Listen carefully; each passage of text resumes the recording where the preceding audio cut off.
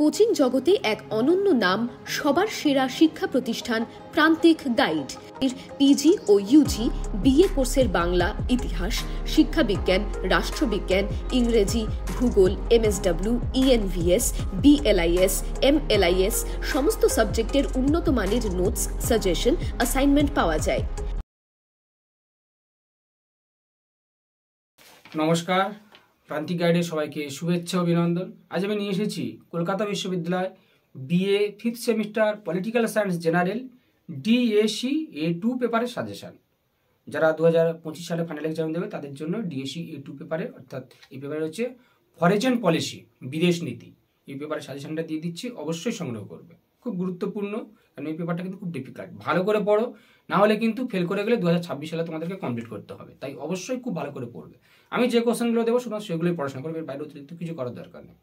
প্রান্তিক গাইডের সাজেশন তোমরা অবশ্যই অবগত রয়েছে, বেস্ট কোয়ালিটি নাম্বার 1 সাজেশন। প্রান্তিক গাইডের সাজেশন ফলো করলে অন্য কোনো সাজেশন ফলো করার প্রয়োজন পড়ে না।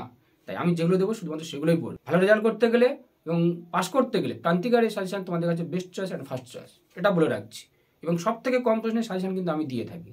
তাই অবশ্যই চ্যানেলে সাবস্ক্রাইব করে বন্ধুদেরকে শেয়ার করবে। যেগুলো দেবো তার বাইরে কেউ করার চেষ্টা করবে না। যেগুলো দেবো শুধুমাত্র সেগুলোই পড়াশোনা করে যাবে, একদম কমন পেয়ে যাবে। এবং লাস্ট মিনিট ফাইনাল সাজেশন, প্রান্তিক গাইডের লাস্ট মিনিট ফাইনাল সাজেশন সব থেকে গুরুত্বপূর্ণ, অব্যর্থ ওষুধ। তোমরা অবশ্যই কিন্তু চ্যানেলের সঙ্গে থাকবে। আর যদি মনে করো এই পেপারে নোটস কারোর প্রয়োজন, নোটস কারোর লাগবে, অবশ্যই স্ক্রিনে দেওয়া নাম্বারে যোগাযোগ করবে, সমস্ত কিছু পেয়ে যাবে।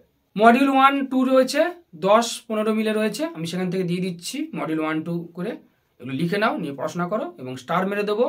এবং অবশ্যই করে লাস্ট মিনিট ফাইনাল সাজেশন পরীক্ষার আগে ঠিক দিয়ে দেবো। লিখে নাও তাহলে কোশ্চেনগুলো। পররাষ্ট্রনীতির সংজ্ঞা দাও, এর নির্ধারকগুলি আলোচনা করো। পররাষ্ট্রনীতির সংজ্ঞা দাও, এর নির্ধারকগুলি আলোচনা করো। জাতীয় স্বার্থ কি, জাতীয় স্বার্থ কিভাবে বিদেশ নীতি গঠনকে প্রভাবিত করে তা আলোচনা করো। জাতীয় স্বার্থ কি, জাতীয় স্বার্থ কিভাবে বিদেশ নীতি গঠনকে প্রভাবিত করে তা আলোচনা করো। বিদেশ নীতি গঠনের ক্ষেত্রে প্রচারের ভূমিকা আলোচনা করো। বিদেশ নীতি গঠনের ক্ষেত্রে প্রচারের ভূমিকা আলোচনা করো। কূটনীতির ক্ষেত্রে যে কোনো দুটি ধরন সম্পর্কে আলোচনা করো। কূটনীতির ক্ষেত্রে যে কোনো দুটি ধরন সম্পর্কে আলোচনা করো। পররাষ্ট্রনীতির হাতিয়ার হিসাবে সামরিক শক্তির ভূমিকা আলোচনা করো। পররাষ্ট্রনীতির হাতিয়ার হিসাবে সামরিক শক্তির ভূমিকা আলোচনা করো। পররাষ্ট্রনীতি প্রণয়নের ক্ষেত্রে গুরুত্বপূর্ণ নির্ধারকগুলি কি কি? সেই একই, একের দাগে কোশ্চেন, এটা কিন্তু ঘুরিয়ে ফিরিয়ে এসেছে একই। বিদেশ নীতিতে জাতীয় স্বার্থের কেন্দ্রীয় ভূমিকা কি তা আলোচনা করো। বিদেশ নীতিতে জাতীয় স্বার্থের কেন্দ্রীয় ভূমিকা কি তা আলোচনা করো। বিদেশ নীতিতে জাতীয় স্বার্থের কেন্দ্রীয় ভূমিকা। Module 1 complete. এবার যাও মডিউল 2-তে।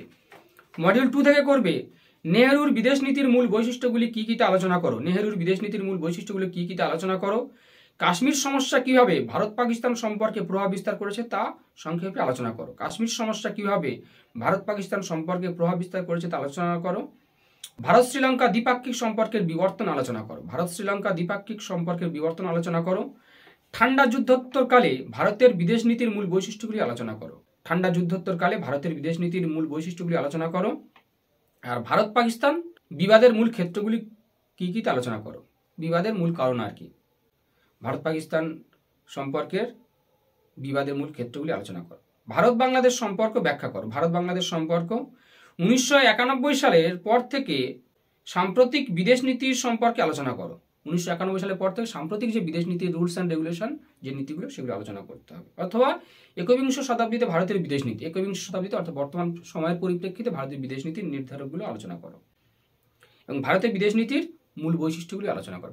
ভারতের বিদেশ নীতির মূল বৈশিষ্ট্য, এই দুটো কোশ্চেনের মধ্যে একটা খুব ইম্পর্টেন্ট। এবং এগুলো আমি মোটামুটি স্টার মেরে দিচ্ছি, আর লাস্ট মিনিট ফাইনাল সাজেশন মোটামুটি দিয়ে দেবো।